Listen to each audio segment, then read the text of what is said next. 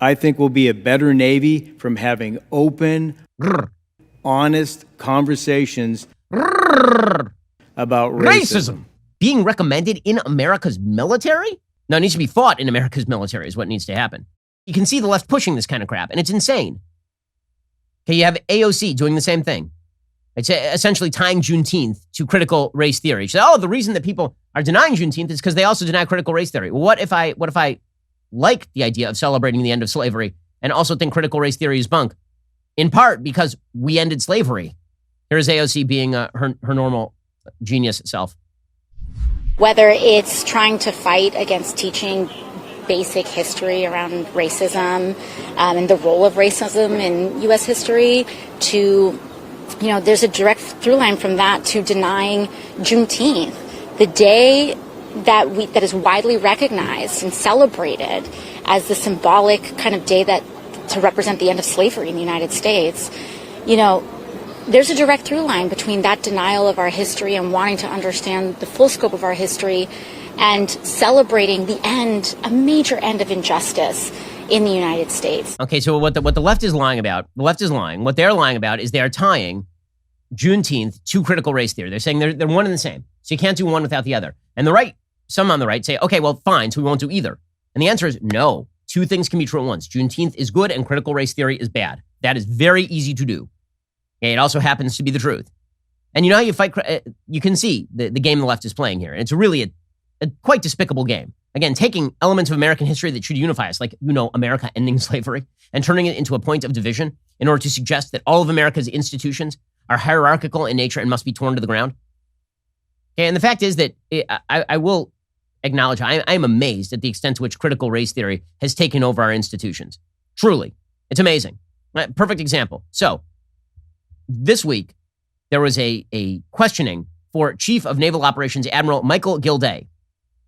The Chief of Naval Operations had put out a list of recommended books to members of the Navy, including Ibram X. Kendi's garbage, fascist, tyrannical, racist book, How to Be Anti-Racist. It is a piece of crap, that book. It is a terrible, terrible book. Again, not calling for its suppression, because I believe in free speech. You should read the book, and then you should recognize how stupid it is. Okay, but being recommended in America's military? A book that basically argues that America is inevitably and inherently racist and evil, and that active discriminatory measures must be taken today. Okay, so Admiral Gilday, was questioned by Republican Study Committee Chairman Jim Banks, and he defended all this. He said, no, it's very good. Critical race theory needs to be taught to the members of America's military. Now, it needs to be fought in America's military is what needs to happen. Admiral, why did you put this book on the reading list and recommend it that every single United States sailor read it? Because I think it's really important to consider a variety of views. Admiral, you said you read this book. What part of this book is redeeming and qualifies as something that every sailor in the United States should read it? About his own journey as an African American in this country, what he's experienced. Let me ask you again, Admiral, do you expect that after sailors read this book that says that the United States Navy is racist, that we will increase or decrease morale, cohesion, and recruiting rates into the United States Navy? I think we'll be a better Navy from having open, honest conversations about racism. It's not an open, honest conversation about racism. And this is the lie that people who have now wormed their way into the heights of all of America's institutions continue to promulgate this stuff. This is why, and by the way, it's just, honestly, it's an avoidance technique. For so many members of the left who don't want to govern and be good at their jobs, it's an avoidance technique. You suck at your job, and so you blame racism and talk about how racism is the big specter out there lurking that is causing you to suck at your job. This is what Mayor Lori Lightfoot is doing. Mayor Lori Lightfoot, a garbage mayor of Chicago. Shootings have been out of control under Lori Lightfoot. She's allowed people to just ransack Chicago's loop. She's awful in every respect. But there is a public health crisis, she says. The public health crisis in Chicago, wait for it, it's racism.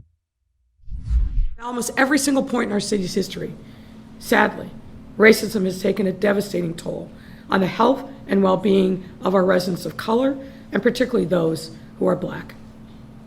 And without formally acknowledging this history and reality and the continuing impact of that infamous legacy, looking at the root causes of today's challenges, we will never be able to move forward as a city and fully provide our communities with the resources that we need to live happy, vibrant, and fulfilled lives.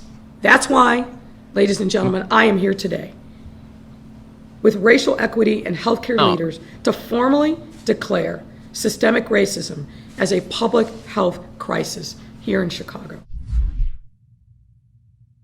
Okay, all that is a way to avoid governing. That's all it is. Okay, so again, celebrate the country by celebrating the good that it does, and recognize that the left will always attempt to use everything as a club to beat you into submission. And that's what the left is doing today. It's why the left can't just take the win. It's not even a win for them. It's why the left can't just accept the unification of Juneteenth and instead tries to turn it immediately into a divisive issue about the continuing evils of the United States, which, by the way, is a message directly contrary to the message of actually Juneteenth. The battle for the culture is heating up. We here at the Daily Wire are making some big moves. So be sure to like, subscribe, ring that bell, because you're not going to want to miss a single moment.